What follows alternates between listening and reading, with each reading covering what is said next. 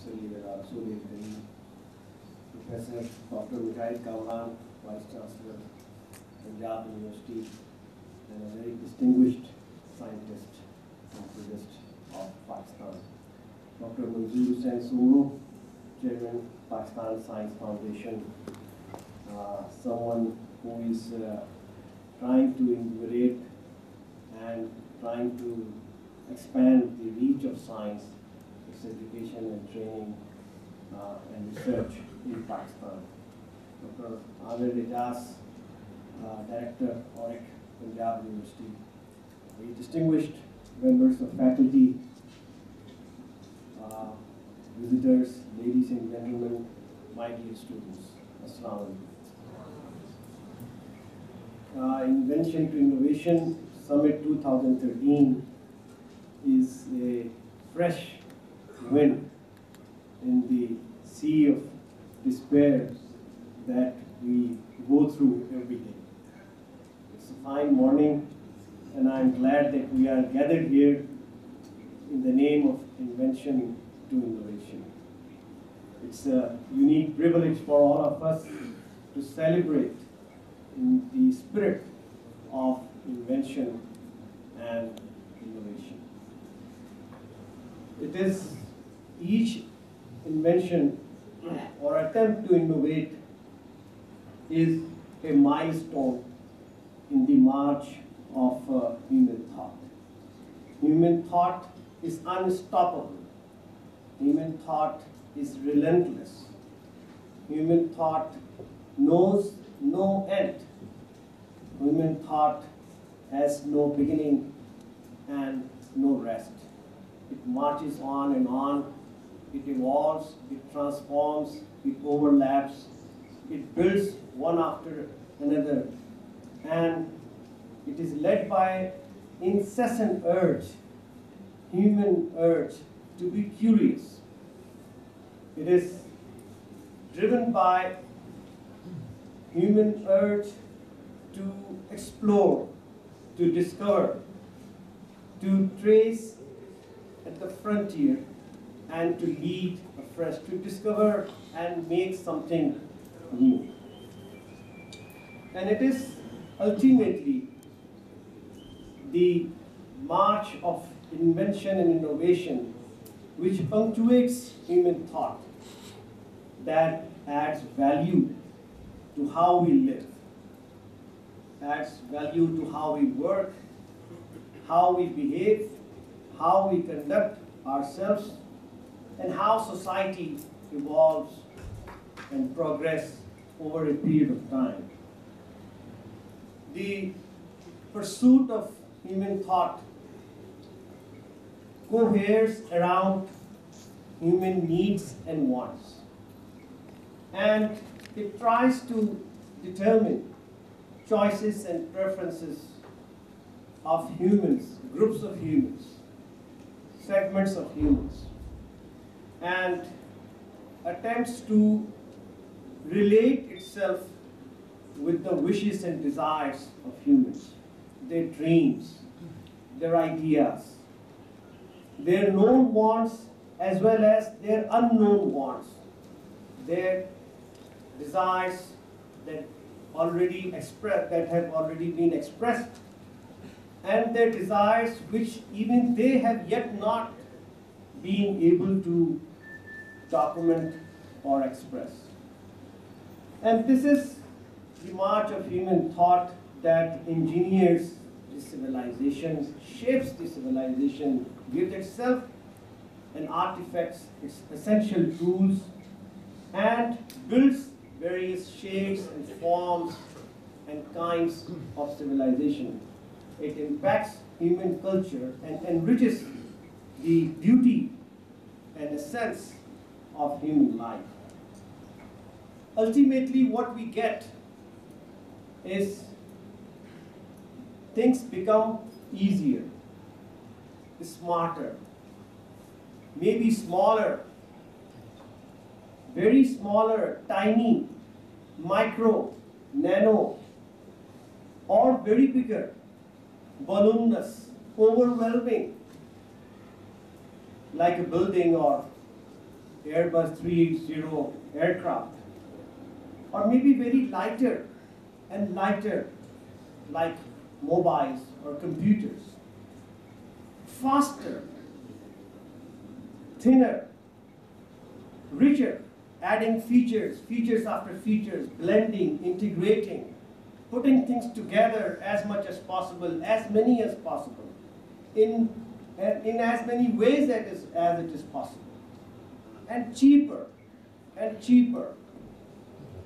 cost effective, and looking prettier, looking more beautiful, making things feeling better, giving this kind of sense of self-fulfillment, and reaching wider and wider market, discovering new markets, and conquering new sets of people, and giving more and more to people, empowering them, taking less from them and giving more to them, and blending and mixing diverse features and options in unifying those things, converging those things into one.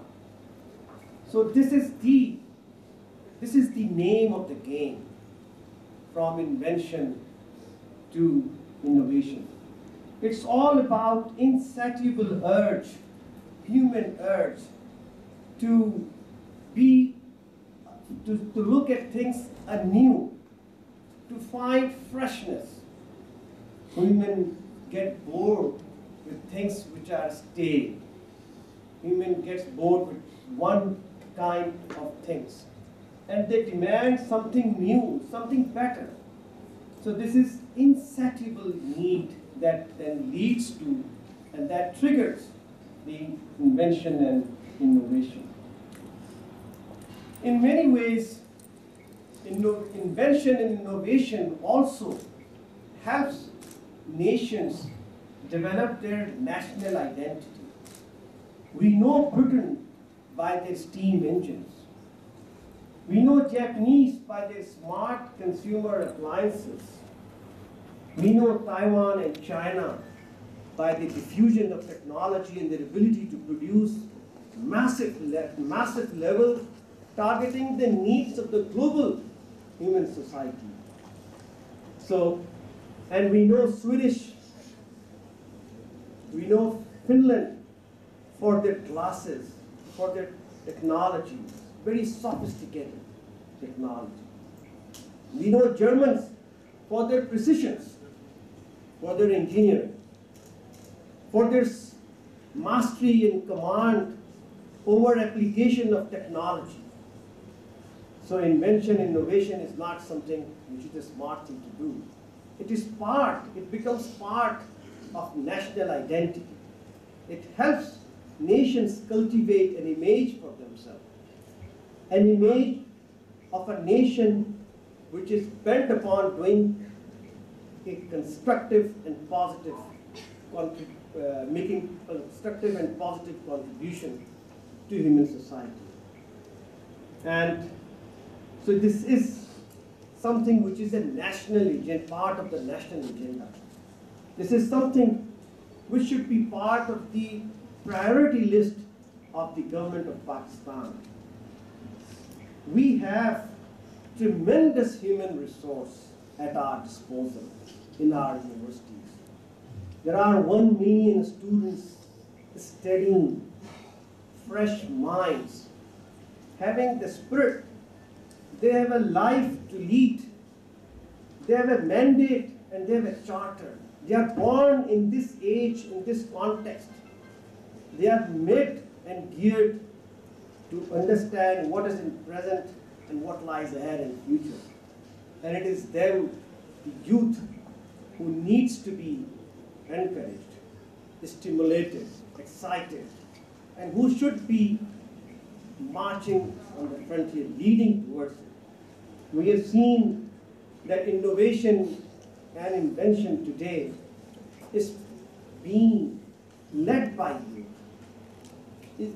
Youth feels empowered because of the diffusion of technology. It is up to them, it is their choice. It is their thinking. It is their field that needs to be tapped as a national resource. These youth is the main harbor, main hub of any innovation and invention system. At national level, certainly we need to take care of a lot of things to make invention possible, to provide a conducive environment so that the creative power, creative zeal of youth can be harnessed for national productivity and progress. We must have good governance, responsive and responsible governance,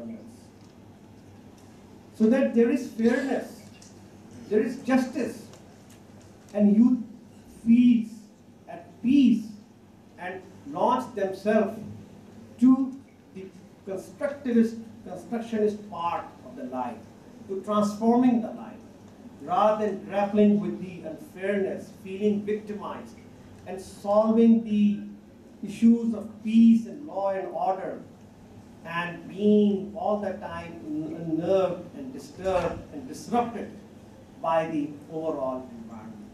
We need to provide peace and through good governance. And then certainly there should be a long-term policy for the development of human capital as such. Engineers at various levels, the hierarchy of engineers, some really outstanding researchers in engineering, some outclassed professionals in engineering, some technologists, and then technicians, and then technical workers. So all of those kinds. Similarly, in all other fields like science, biology, life sciences, telecommunication, we need to have a blueprint that how are we going to deploy these 120 million youth for the progress of this nation in the next 20 years. Each individual should find a space, should have a position, should have a value, and we must tap the mindset, their innovative capabilities. We must develop in them the urge to contribute, the urge to employ their best skills, their creative mind, so that they can become a source to this nation, they can become asset to this nation and to the world as such. Then certainly there is a lot that needs to be done at the level of industry. Currently, industry and academia are working in isolation in their silos. Industry and academia must join hands, mutually embedded and meshed as in partnership, so that whatever goes on in terms of thinking and advancing in knowledge and finds an avenue to translate theory into practice in the industry. And whatever industry requires becomes agenda of the academia, so that the research, investment in research is useful, is gainful, is productive. So industry and academia have to join hands. There should be very strong emphasis on real-world exposure, on field work, on getting out of the classrooms into the industry, into the markets, into the factories, into the society, and then tuning and aligning the academic inputs accordingly. We have certainly a great reservoir of human resources and mineral resources. We need to put all of it together as a nation as well as institutions, and try to work simultaneously on all fronts. essentially, the culture of invention and innovation requires just one characteristic, which is inbuilt and ingrained in humans by Allah subhanahu wa ta'ala, and that is to think, to reflect. It doesn't need fuel, it doesn't need power, it doesn't need money, it doesn't need land. It needs self-confidence, self-reliance, and ability to think. Unfortunately, due to centuries of our mental enslavement, we are no more or highly maybe constrained to think independently, think freely, think creatively. We have to train our generations in just this one very basic, essential skill. We must train them to think boldly, to think loudly, to think practically, to think contextually, to think productively, to think critically, to think reflectively, to think natively, to think futuristically, to think laterally, to think analytically, to think naturally, to think spontaneously, to think collaboratively, to think professionally, and to think technologically. Can we think? This is the question that I want to raise as the central challenge, prime and foremost challenge for us as a nation. Do we train our kids in classrooms to think? Our classrooms represent a cantonment-like culture where teacher is boss, teacher is dominating, where students are told to shut their mouth. Students are submissive. They are asked to remain silent, and the ones who are active, who are thriving, who are restless, are being categorized as abnormal in classrooms. So our classrooms are designed to produce a nation of laborers and workers, factory workers who can work, who can remain pacified, who would be untouched by whatever goes on, unmoved, who lose their thriving and spontaneous nature, who becomes silent, submissive, subordinated. And then whatever goes on in the world, they feel that we are helpless. I just have to be shut up, not move, not do anything. So that is the kind of culture that we promote in our schools. I've been to schools in Finland. I've been to schools in Japan. I've been to schools in America. I've been to schools in China. And I've seen children playing in classroom. I've seen children talking, raising questions. I've seen classrooms with no subject to be taught. Children teaching themselves, raising questions, free instruction, free, without any topic, without any scope, without any curriculum. So these are the people who are being trained to become leaders, who are being trained to become thinkers, who are being trained to lead the innovation and invention. So this is something that we need to address right from the school level and then onwards, also at the family level, also at the level of our homes with our future generation. We need to make sure that the kids' spirit remains alive, even if we are in the middle age or if we are old. We remain in our mind just like a kid who is fresh, who is there for new ideas, who is always encouraging, and who is always looking at what is next possible, rather than be complacent and compromising and satisficing with the status quo. So there is this requirement to change our schools so that we can think. And then there is also need to change our universities, the way universities operate.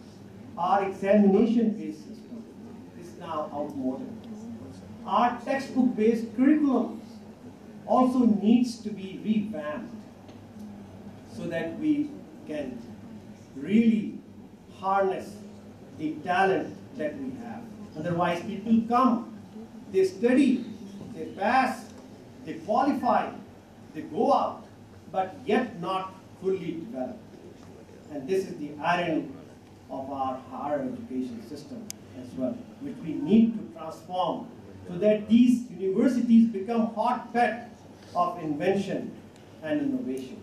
And so that when they go out, they don't just have the knowledge of whatever has been achieved so far, but they have the burning desire to add to that knowledge, to invent, to innovate, and to think. Thank you very much.